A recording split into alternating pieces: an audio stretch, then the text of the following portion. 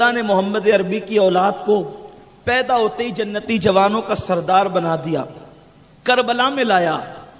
اور کربلا میں لا کر بتایا جن کو سردار بنایا ان کی شان یہ ہوا کرتی ہے۔ اس طرح سے ہم امتحان لیتے ہیں اور وہ امتحان میں اس طرح ثابت قدم رہتے ہیں۔ میرے پیارے آقا صلی اللہ علیہ وسلم کے دیوانوں، اندازہ تو کریں کہ کربلا میں جو امتحان ہے وہ گویا کہ اللہ نے قرآن مقدس میں جتنے امتحانات کا ذکر کیا ہے وہ سارے امتحانات اللہ رب العزت نے ایک ساتھ جمع فرما دیا، سارے امتحانات کو ایک ساتھ جمع فرما دیا۔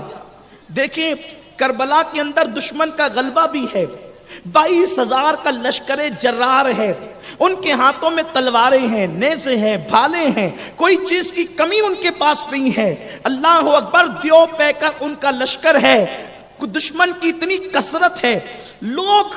جو ہے وہ 72 لوگوں کو، جس میں مرد بھی ہے، عورتیں بھی ہیں، بچے بھی ہیں اور جو ہے وہ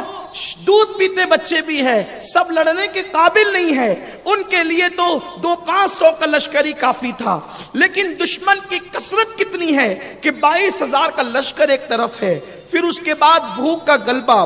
پھر اس کے بعد گھر کا اجڑنا،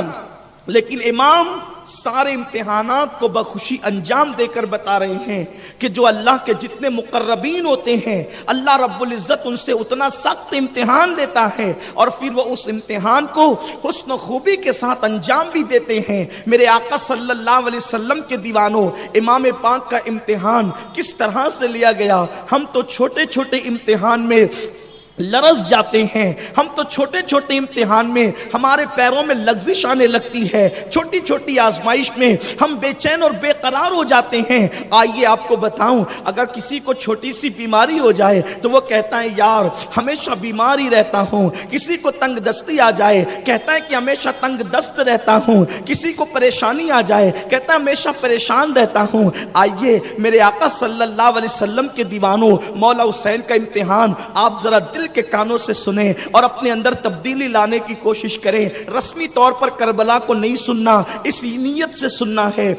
اتنے غور سے سننا ہے۔ ایک تو یہ کہ اللہ کرے ہماری زندگی بدلے، دلوں کے اندر یہ جذبات پیدا ہو کہ دین کو بچانے کے لیے آل نبی نے کتنی بڑی قربانی دی ہے، وہ دین کو ہم پامال نہ کریں، ہمارے گھروں میں دین کا نفاذ ہو، ہمارے گھروں میں شریعت کا نفاذ ہو، ہمارے گھروں میں سنت کا نفاذ ہو، ہم خود دین اپنے گھر میں نافذ کریں۔ ہم پوری دنیا کے اندر دین نافذ نہیں کر سکتے، اتنی طاقت و قوت ہمارے اندر نہیں ہے، ہم دین کو اپنے گھروں میں تو نافذ کر سکتے ہیں۔ ہاں میرے آقا صلی اللہ علیہ وسلم کے دیوانوں، محبت اہل بیت میں بلکنے والوں، محبت اہل بیت میں تڑپنے والوں، محبت اہل بیت میں سب کچھ قربان کرنے والوں، آؤ ذرا دیکھو تو صحیح کربلا کے اندر فاطمہ کے لال نے کیسا امتحان دیا ہے۔ اللہ اللہ، حضرت امیر معاویہ رضی اللہ تعالیٰ عنہ کا وصال ہو جاتا ہے اور وصال کے بعد یزید زبردستی سے بادشاہ بن بیٹھتا ہے، اور جب بادشاہ بن بیٹھا 15 رجب جو ہے وہ 22 رجب المرجب کو حضرت امیر معاویہ دنیا سے رخصت ہوئے فالج کے مرض کے اندر، اور یزید زبردستی جو ہے بادشاہ بن بیٹھا۔ صلح کی جو شرائط تھی اس کی پابندی نہ کرتے ہوئے، یکسر اس کو کل عدم قرار دیتے ہوئے وہ بدبخت جو ہے بادشاہ بن بیٹھا۔ اور جب بادشاہ بن بیٹھا اس نے پہلا کام یہ کیا کہ اس نے مدینہ منورہ خط لکھا کہ یہ خط جیسے ہی پہنچے تو حسین کو، عبداللہ ابن زبیر کو، عبداللہ ابن عمر کو، عبد الرحمن ابن ابو بکر کو، ان چاروں کو بلا کر کے میرے نام پر ان کی بیعت لی جائے۔ امام پاک علی جدی وعلیہ السلام اور یہ تینوں حضرات جن کے نام میں نے لیے ہیں، جس وقت یہ خط مدینۃ المنورہ پہنچا وہ بارگاہ رسالت کے اندر موجود تھے، حضور کے مزار پر انور پر وہ وہاں پر موجود تھے۔ ولید کا قاصد آتا ہے اور آنے کے بعد کہتا ہے کہ تمہیں دارالامارت کے اندر بلایا جا رہا ہے۔ آپس میں گفتگو ہوئی، اس وقت امیر کسی سے ملتا نہیں ہے، اس وقت بلانے کا مقصد ایسا ہے شاید امیر معاویہ دنیا سے رخصت ہوئے۔ ان کا خیال صحیح تھا، حضرت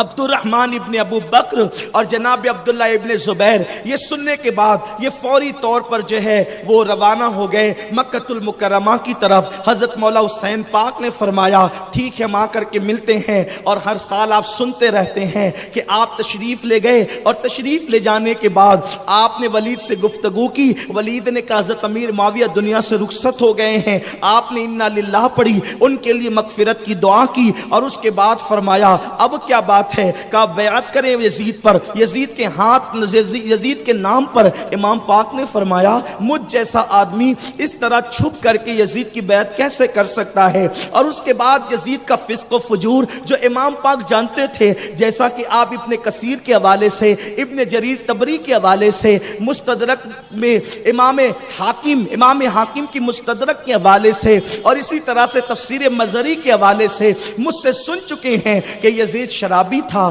یزید زانی تھا، یزید شراب کو حلال گردانے کی کوشش کرتا تھا، محرمات کے ساتھ نکاح کو اس نے جائز کرنے کی ناپاک کوشش کی تھی، بنو ہاشم سے اس کی دشمنی تھی، اللہ کے حبیب علیہ السلام کی وہ تکذیب کرتا تھا، حضور علیہ الصلوۃ والتسلیم کی نبوت کا اس نے انکار بھی کر دیا تھا۔ یہ بات میں نے کل آپ کو حوالے کے ساتھ تفسیر روح المعانی کے حوالے سے علامہ آلوسی کی تحریر آپ کو پڑھ کر کے سنائی تھی۔ امام پاک نے فرمایا ایسے شخص کے ہاتھ میں بیعت نہیں کر سکتا۔ اور اس کے بعد جب آپ اٹھنے لگے تو مروان بن حکم نے کہا کہ ان کو یہاں سے جانے نہیں دینا، ان سے بیعت لینا ورنہ ان کو قتل کر دو۔ امام پاک کھڑے ہو گئے اور فرمانے لگے تو مجھے قتل کرے گا یا یہ قتل کریں گے؟ یہ فرمانے کے بعد جو ہے آپ نے فرمایا کیا چاہتے ہو؟ تو ولید نے کہا مروان سے کہ تو کیسا انسان ہے کہ تو مجھے ابن رسول کو قتل کرنے کی بات کرتا ہے؟ اور پھر اس کے بعد معاملے کو رفع دفع کیا گیا، امام واپس پلٹ کر کے آئے۔ اب امام کی نگاہوں کے سامنے یہ چیز تھی کہ جس مقصد کے لیے نانا نے میری پرورش کی تھی، مجھے کبھی زبان چسائی، مجھے کندھوں پہ بٹھایا، میرے لیے سجدے طویل کیے، نماز کی حالت میں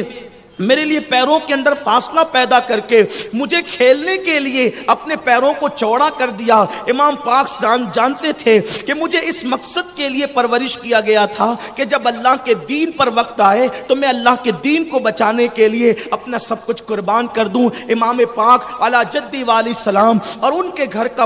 بچہ جانتا تھا کہ کربلا میں امام پاک شہید ہوں گے۔ حضرت سیدنا عبداللہ ابن عباس کہتے ہیں رسول پاک کے گھر کے بچے کو پتا تھا کہ امام پاک کربلا میں شہید ہوں گے۔ میرے آقا علیہ السلام کے دیوانوں، امام پاک جو ہے ولید کے دارالامارت سے اپنے گھر تشریف لاتے ہیں، اور تشریف لانے کے بعد آپ گھر والوں کو کہتے ہیں اب تیاری کرو، مدینہ منورہ چھوڑنا ہے، مدینہ منورہ چھوٹنا ہے۔ اور اس کے بعد شام کا انتظار ہونے لگا، اہل بیت کے جو ہے وہ سامان پیک ہونے لگے، اہل بیت کے سامان بندنے لگے۔ تھوڑا سا میں اپنی قوم کے جوانوں کے تصورات کو مدینۃ الرسول کی طرف لے کر چلنا چاہتا ہوں، آج نہیں بلکہ آج سے کم و بیش 1350 یا 1400 سال پہلے لے کر کے چلنا چاہتا ہوں۔ ہاں میری قوم کے جوانوں، کانوں میں ایئر فون لگا کر گانے سننے والوں، فلموں میں جا کر کے کرسیاں توڑنے والوں، شراب اور جوئے کے نشے کے اندر چور ہونے والوں، کسی کی آبرو پر ہاتھ ڈالنے والے، اللہ رب العزت کے دین کو پیٹ کے پیچھے پھینکنے والے، اور اس کے بعد مسلمان ہونے کا دعویٰ کرنے والے، ان مسلمانوں سے میں توجہ کا طالب ہوں۔ ذرا غور تو کرو، میرے آقا صلی اللہ علیہ وسلم کے دیوانوں جو مدینۃ الرسول جا چکے، 8 دن قیام کر چکے، 10 دن قیام کر چکے، جب وہ اپنے سامان کو باندھنے لگتے ہیں تو اس وقت ان کے دل پہ کیا گزرتی ہے؟ دل کہتا ہے کاش اے کاش اے کاش جس زندگی سے انسان ہر پل محبت کرتا ہے، ہر لمحہ محبت کرتا ہے، ہر آن محبت کرتا ہے، آج اس زندگی سے پیار نہ رہا، اے موت آ اور مجھے سینے سے لگا لے تاکہ در رسول پہ مر جاؤں اور یہیں کی مٹی میں مل جاؤں۔ اس وقت انسان جان نہیں بلکہ موت کو عزیز رکھتا ہے۔ مدینہ منورہ چھوڑنا کتنا انسان کے دل پہ شاق گزرتا ہے۔ 8-10 دن قیام کرنے والے زائر کی کیفیت یہ ہے، اللہ اللہ آل محمد کی شان اس وقت کیا ہوگی جب امام قاسم اپنا سامان باندھتے ہوں گے، علی اکبر اپنا سامان پیک کرتے ہوں گے، سیدہ زینب تیاری تنہائی سفر کی کرتی ہوگی تو ان کے آنسو کون خشک کرتا ہوگا؟ ان کے آنسوؤں کو کون روکتا ہوگا؟ ان کو تسلیاں کون دیتا ہوگا؟ ہائے جو سب کو تسلیاں دیتے ہیں، آج انہیں تسلی دینے والا کوئی نہیں۔ اور پھر اس کے بعد مدینۃ الرسول کے اندر سورج جو ہے، اللہ اکبر، 3 محرم کا جو ہے وہ بلکہ 3 شعبان المعظم کا جو ہے وہ غروب ہوا، اور ہونے کے بعد جو ہے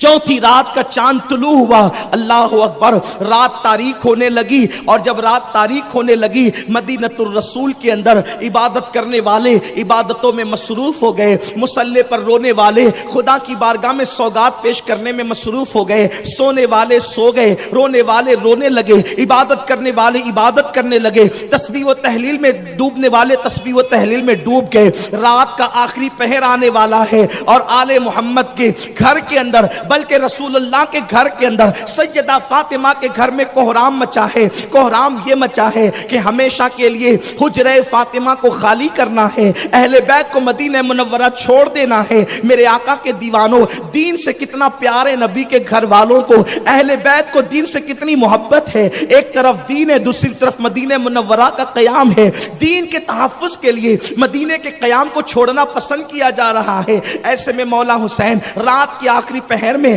قدسیان فلک جو ہے درود و سلام کی نظریں لے کر، درود و سلام کے گجرے لے کر بارگاہ رسالت میں حاضر ہو رہے ہوں گے۔ ایسے میں دعائیں بابا اجابت الہی سے ٹکرا رہی ہوگی۔ اللہ اکبر، مولا حسین کا گھر کھلتا ہے، دروازہ کھلتا ہے، اور اس کے بعد حسین گھر سے نکلتے ہیں، اور نکلنے کے بعد جو ہے سیدھا جنت البقیع کی طرف رخ کرتے ہیں۔ محض چشم تصور سے جب میں ماضی کے جھروکے میں جھانک کر کے دیکھتا ہوں کہ مولا حسین آخری سلام پیش کرنے کے لیے جب اپنی امی کے مزار پہ تشریف لے گئے ہوں گے، اس وقت ماں کے مزار پہ جانے کے بعد حسین پاک نے جب اپنی امی کو آخری سلام پیش کیا ہوگا، اس وقت میرے مولا حسین کے دل پہ کیا گزری ہوگی۔ تصورات کی دنیا کے اندر جب ہم مدینہ منورہ میں جنت البقیع میں پہنچتے ہیں تو ہمیں یوں محسوس ہوتا ہے شاید یہ منظر چشم فلک نے دیکھا، پشت زمین نے دیکھا، اور اس دن مدینہ منورہ کے افق پر چمکنے والے چاند نے دیکھا۔ حسین ماں کے مزار پر آئے، اور آنے کے بعد